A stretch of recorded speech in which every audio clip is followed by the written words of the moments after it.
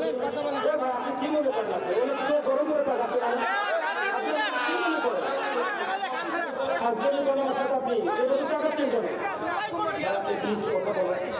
হ্যাঁ হুজুর বলেন, আপনি উনি ভুল করতে পারেন, আপনি বলেন। কি সমস্যা? না না কি সমস্যা? আমি তো কোরআন থেকে কথা বলতেছি, আমি এখানকার দাওয়াতি চিফ গেস্ট একজন, আপনি এই কথা বলতে পারেন না। লিমাদা এ কথা আপনি বলতেই পারেন না।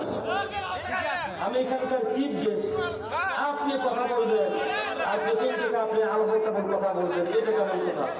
শোনেন, মানুষের সম্মান দেবেন, তার সাথে কথা বলার চেষ্টা করবেন নাই ভাই।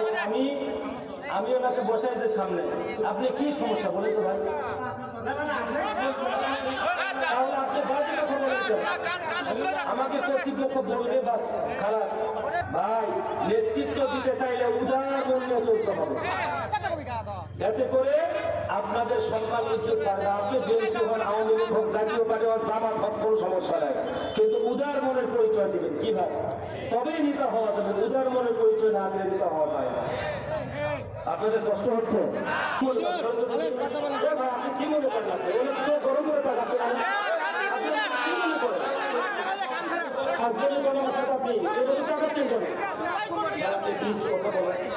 হ্যাঁ হুজুর বলেন, আপনি উনি ভুল করতে পারেন, আপনি বলেন।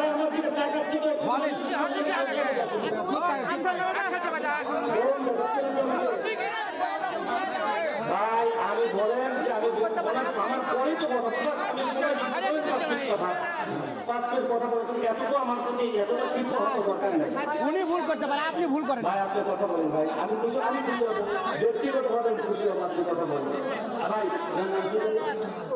সম্মানিত হাজিরিন ইকরাম, আপনাদের মাঝে এখন কথা বল, এমনকি আপনার জীবনের নিরাপত্তা, আপনার রিজিকের ব্যবস্থা, সম্মানের ব্যবস্থা, এগুলোর দায়িত্ব যদি কেউ নেয় আর তারা পেছনে যদি আপনি ঘুর ঘুর করে ঘরে, মনে রাখবেন এটাও একরকম বড় ধরনের শিরক। কারণ রিজিকের মালিক হলো আল্লাহ। আল্লাহ বলেছেন ওয়া মিন দাব্বাতিন ফিল আরদি ইল্লা আলাল্লাহি রিজকুহা। আল্লাহর উপরে বিশ্বাস নাই, যার কারণে তার উপরে বিশ্বাস। নেতা যদি চাকরি দেয়, নেতা যদি নির্বাচিত হয়, নির্বাচনের পরে যদি চাকরি দেয়, কেবলমাত্র তখন আমি স্বাবলম্বী হতে পারবো, এছাড়া সম্ভব না। আমার নেতা যদি এলাকার রাস্তা করে দেয়, তবে কেবলমাত্র রাস্তা হবে। আমার এলাকার নেতা যদি নির্বাচিত হয়ে সারের দাম কমাইতে পারে, তবে কেবলমাত্র আমরা ধান লাগাইতে পারবো, আরো লাগাইতে পারবো। এই চিন্তা করে যারা মানুষের পেছনে ঘুরতেছেন, আমি আল্লাহর নামে কসম করে বলে তারা শিরক করতেছেন। এই মুহূর্তে তওবা করেন, কারণ রিজিকের মালিক হলো আল্লাহ। কথা বল ঠিক কিনা? বিলালের মতো অশিক্ষিত মানুষ, বিলালের মতো অশিক্ষিত মানুষ, বিলাল বলেছিল আমার চাকরির বেতন ভাতা বাড়ায় দিতে পারো, আমাকে চাকরি থেকে বঞ্চিত করতে পারো, কিন্তু বিলাল যে কালিমা পড়েছে মৃত্যু হয়ে যাবে, কালিমা ছাড়বে না। কথা বল ঠিক কিনা?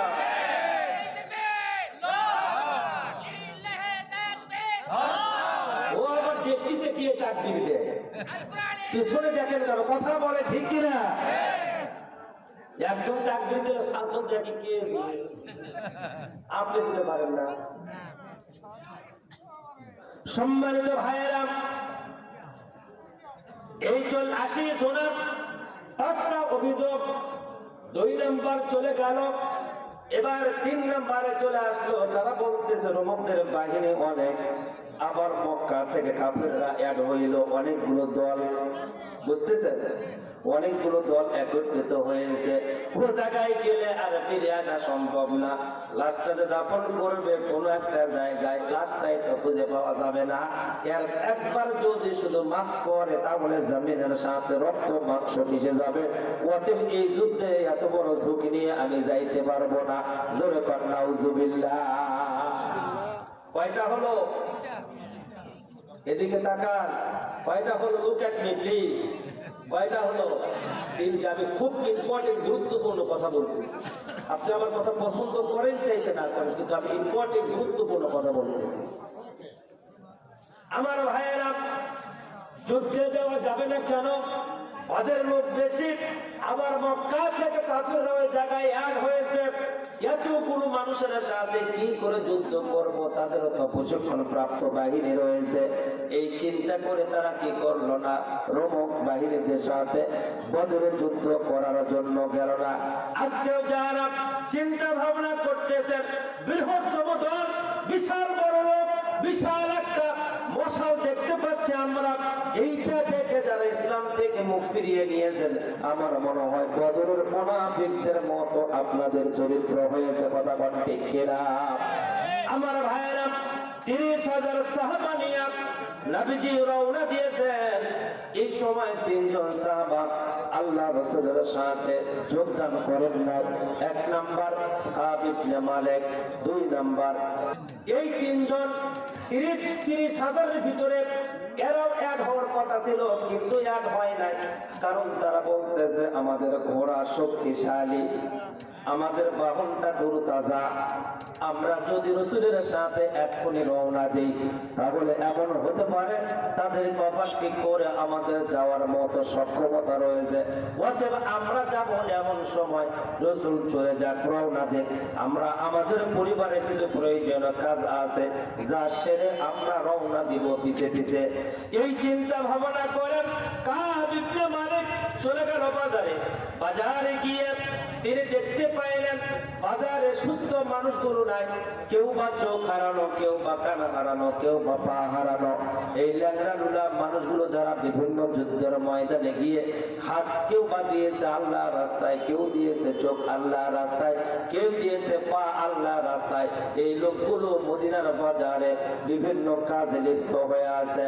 এই 3 জন মদিনার বাজারে ওই সমস্ত মানুষদের সাথে আলোচনা করে সন্ধ্যা হয়ে গেল। সন্ধ্যা বেলায় হেলাল ইবনে উমাইয়া বলছে, বন্ধু কাপ তুমি কি এখন যাবা না?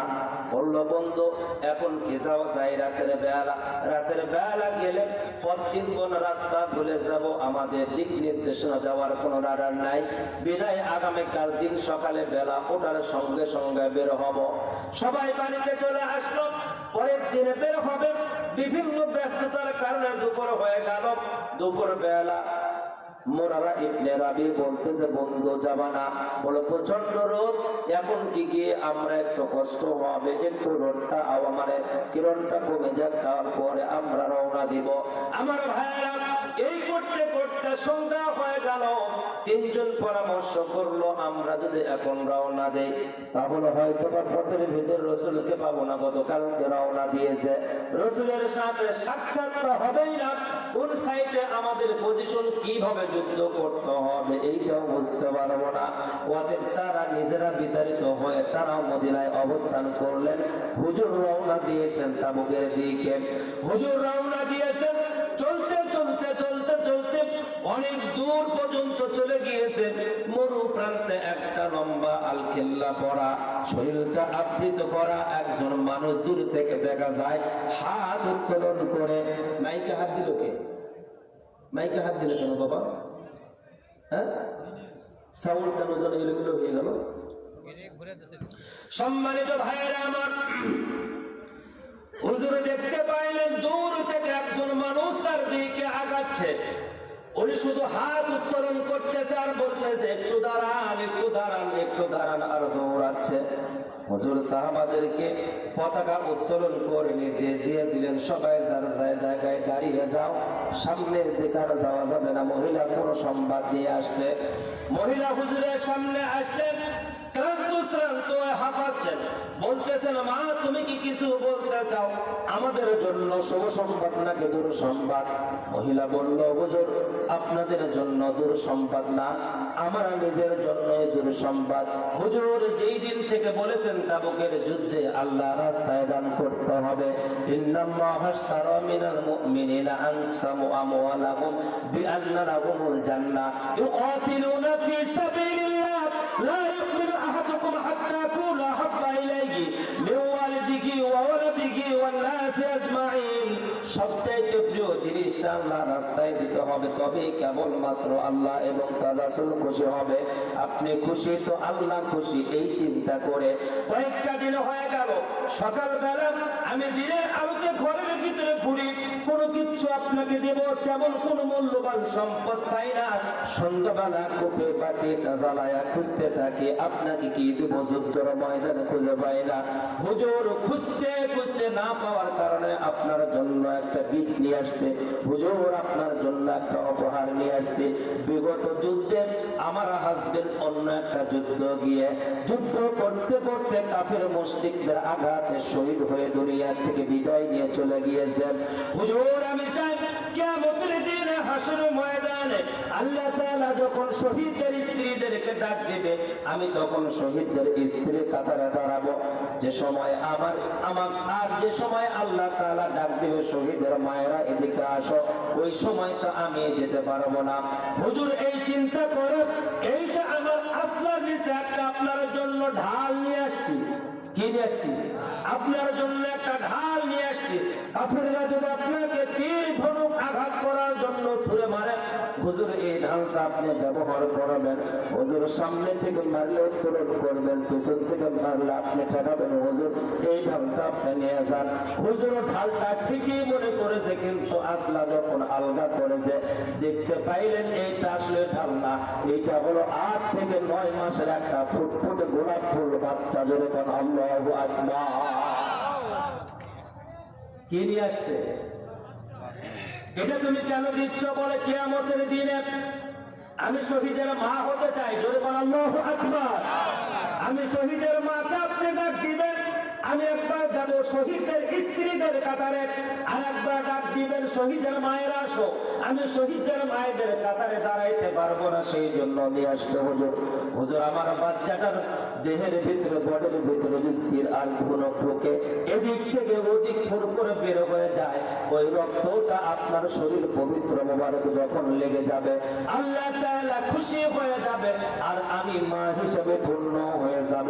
হাসরের ময়দানে পুরস্কার পাওয়ার জন্য ফি সাবিলিল্লাহ আমার কাছে সবচাইতে প্রিয় যে জিনিসটা আমার সন্তান, এর চাইতে মূল্যবান সম্পদ আমার কাছে নাই, আমি আল্লাহ রাস্তায় দিয়ে দিলাম। জোরে কোন আল্লাহু আকবার। তামাশা নাটক বন্ধ করে নিজে ইসলামের পক্ষে থাকবেন। নারীরা স্বামীদেরকে দিতে হবে এবং ছোট্ট সন্তান থাকিয়ে দিতে হবে, যুবক জামাই থাকিয়ে দিয়ে দিতে হবে, নিজেদেরকে দিতে হবে। দিন প্রতিষ্ঠা যতদিন হয় নাই, মুসলমান যদি পরিচয় দিতে চান আল্লাহ দ্বীনের জন্য বারবার জমিনে ঝাঁপিয়ে পড়তে হবে। কথা বল ঠিক কিনা? সেটা শুধু 12 তারিখ আর 14 তারিখ নয়, কিয়ামত পর্যন্ত যদি বাংলাদেশে